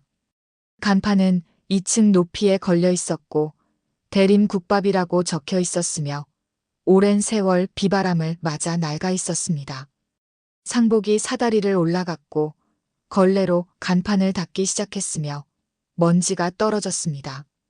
다연은 아래에서 사다리를 잡아주었고 아버지를 올려다봤으며 그의 뒷모습을 바라봤습니다. 등이 굽어 있었습니다. 허리가 약간 휘었습니다. 세월의 무게였습니다. 하지만 지금은 달랐습니다. 어깨에 힘이 들어가 있었고 움직임이 가벼웠으며 마치 10년은 젊어진 것 같았습니다. 상복은 간판을 닦으며 콧노래를 불렀고 음음음하는 소리가 작게 들렸으며 다연은 미소를 지었습니다. 아빠, 저도 닦을게요. 다연이 말했습니다. 응? 괜찮아, 내가 할게. 같이 해요. 다연도 사다리를 올라갔고 아버지 옆에 섰으며 걸레를 들어 간판 반대편을 닦기 시작했습니다. 2 사람은 나란히 서서 간판을 닦았고 걸레가 플라스틱 표면을 스치는 소리가 났으며 먼지와 때가 벗겨졌습니다. 다연아. 상복이 입을 열었습니다. 네. 아빠는. 너한테 미안해. 다연의 손이 멈췄습니다. 아버지를 봤습니다. 왜요? 너 어렸을 때 아빠가 더 잘해줬어야 했는데. 상복의 목소리가 떨렸고 넌 특수부대까지 가서 그런 위험한 훈련 받았는데 아빤 몰랐잖아 라고 말했으며 미안해. 아빠가 무능해서. 다연은 걸레를 내려놓았습니다. 아버지 손을 잡았습니다. 아빠는 무능한 게 아니에요. 하지만 아빠는 평생 성실하게 사셨어요. 새벽부터 밤까지 일하시고 손님들 웃게 해주시고 저 키우셨잖아요. 상복의 눈이 촉촉해졌습니다. 다연이 계속 말했습니다. 제가 특수부대 간 건 아빠 때문이 아니에요. 제가 선택한 거예요. 왜? 왜 그런 선택을 한 거야? 누군가는 약한 사람들을 지켜야 한다고 생각했어요. 아빠처럼 착하고 성실한 사람들이 괴롭힘 당하는 걸 보고 싶지 않았어요. 상복은 딸의 손을 꽉 잡았고 따뜻함이 전해졌으며 그동안 말하지 못했던 모든 것이 그 손길 하나에 담겨 있었습니다. 고마움, 미안함, 사랑, 자랑스러움, 모든 감정이 섞여 있었고 말로 표현할 수 없었으며 다만 손을 잡고 있는 것만으로도 충분했습니다. 다연아, 넌 정말. 상복이 말을 잇지 못했습니다. 아빠의 자랑이야.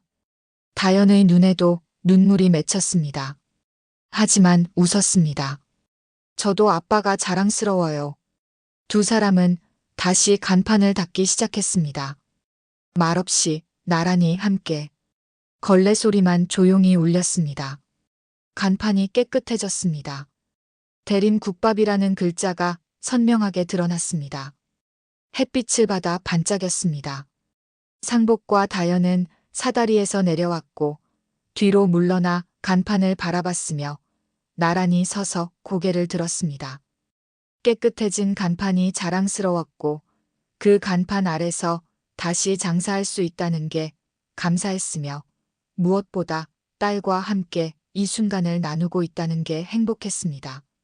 예쁘네. 상복이 중얼거렸습니다. 네, 정말요. 오래 걸렸지만 이제야 제대로 시작하는 것 같아. 다연이 아버지 팔짱을 꼈습니다. 아빠, 우리 이제 행복하게 살아요. 그래. 그렇게 하자. 저녁이 되자 시장에 노을이 졌습니다. 하늘이 주황빛으로 물들었고 구름이 분홍색으로 변했으며 골목 전체가 따뜻한 빛에 감쌌습니다. 상인들이 하나둘 가게 문을 닫기 시작했습니다. 수고하셨어요. 내일 봐요. 서로 인사를 주고받았습니다. 상복도 가게 문을 닫으려는데 백명철 경위가 나타났습니다. 제복을 입고 있었습니다. 순찰 중이었습니다. 상복 씨, 장사 잘 되시죠? 네, 경위님. 덕분에요. 제가 뭘 했다고요? 다 따님이 하신 거지. 백경위가 가게 안을 둘러봤고 다연이 주방에서 설거지를 하고 있는 모습이 보였으며 고개를 끄덕였습니다. 따님, 대단하더라고요. 707 출신이라면서요? 상복이 자랑스럽게 미소 지었고 네, 우리 딸이 잘했죠라고 대답했으며 백경위가 웃었습니다. 이 동네도 이제 좀 평화로워졌어요. 백경위가 말했습니다. 장회의 그 새끼. 아니, 그 사람 사라지고 나니까 분위기가 완전히 달라졌어요. 다들 편하게 장사하더라고요. 상복이 고개를 끄덕였습니다. 경위님도 고생 많으셨어요. 아니에요. 전 아무것도 안 했어요. 그냥 눈 감아준 것뿐이죠. 두 사람은 잠시 침묵했습니다. 백경위가 담배를 꺼내려다 다시 주머니에 넣었습니다. 요즘 끊으려고요. 좋은 일이죠. 나이가 나이니까요. 백경위가 손을 흔들며 돌아섰습니다. 그럼 전 순찰 계속할게요. 안녕히 계세요. 수고하세요, 경위님. 백경위는 골목을 따라 걸어갔고 가로등 불빛 아래 그림자가 길게 드리워졌으며 천천히 사라졌습니다. 상복은 그 뒷모습을 보며 고개를 숙여 인사했고 문을 닫았으며 안으로 들어갔습니다. 저녁 식사 시간이었습니다. 상복과 다연은 2층 거실에 마주 앉았고 테이블 위에 국밥 2그릇과 반찬 몇 가지가 놓였으며 김치, 깍두기, 무생채가 곁들여졌습니다. 상복이 숟가락을 들었고 잘 먹겠습니다 라고 말했으며 다연도 따라 말했습니다. 첫 숟가락을 떴습니다. 국물이 뜨거웠습니다. 하지만 맛있었습니다. 다연아, 내일 뭐 하고 싶은 거 있어?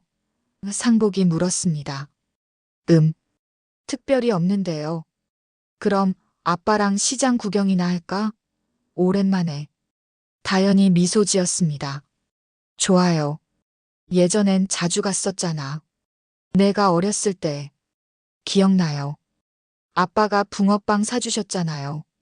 그랬지. 넌 항상 팥 붕어빵만 먹었어. 두 사람은 웃었습니다. 옛날 이야기를 나눴습니다. 행복했던 기억들을 꺼냈습니다. 아빠, 저 내일 붕어빵 먹고 싶어요. 그래. 그럼 사줄게. 팥으로? 네. 식사를 마치고 설거지를 했습니다. 상복이 그릇을 씻었고 다연이 물기를 닦았으며 부엌에 수세미 문지르는 소리와 물 흐르는 소리가 평화롭게 울렸습니다. 모든 게 끝났습니다. 설거지를 마쳤습니다. 그릇을 정리했습니다. 상복은 거실 소파에 앉아 텔레비전을 켰고 뉴스가 나왔으며 아나운서가 오늘의 날씨를 전했습니다. 내일은 전국이 맑겠습니다. 낮 최고 기온은 25도. 상복은 그 소리를 배경 삼아 눈을 감았습니다. 피곤했지만 편안했습니다. 오랜만에 진짜 쉬는 것 같았습니다. 가슴 속 무게가 사라졌습니다. 다연은 방에 들어가 침대에 누웠습니다. 천장을 바라봤습니다. 낡은 천장이지만 정겨웠습니다. 창밖으로 달이 떠올랐습니다. 보름달이었습니다. 밝고 둥글고 완벽했습니다. 다연은 군번줄을 목에서 풀었습니다. 손바닥 위에 올려놓았습니다. 금속이 달빛을 받아 반짝였습니다. 707 특임대 김다연. 임무는 끝났습니다. 아버지는 안전했고 대림동은 평화로웠으며 악당은 사라졌습니다. 이제 다시 평범한 딸로 돌아갈 수 있었습니다. 다연은 군번줄을 서랍 깊숙이 넣었습니다. 당분간 꺼낼 일이 없을 것 같았습니다. 아니, 영원히 꺼내지 않아도 될지 모릅니다. 불을 껐습니다. 어둠이 방을 채웠습니다. 하지만 두렵지 않았습니다. 편안했습니다. 따뜻했습니다. 집이었습니다. 다연은 눈을 감았고 호흡이 느려졌으며 천천히 잠에 빠져들었습니다. 꿈을 꾸었고 좋은 꿈이었으며 악몽은 더 이상 없었습니다. 대림동의 밤은 깊어갔습니다. 골목에 고요가 내렸습니다. 가로등만이 조용히 빛났습니다. 그리고 국밥집 2층 창문에서 새어나오는 불빛 하나가 꺼졌고 모든 게 평화로웠으며 내일도 모레도 계속 평화로울 것이었습니다. 오늘 이야기 어떠셨나요? 재미있게 들으셨다면 점수를 댓글로 남겨주세요. 정말 재밌었다면 5점, 너무 재미없었다면 1점을 댓글로 남겨주세요. 구독과 좋아요 눌러주시면 엄청난 행운과 복이 찾아갈 거예요.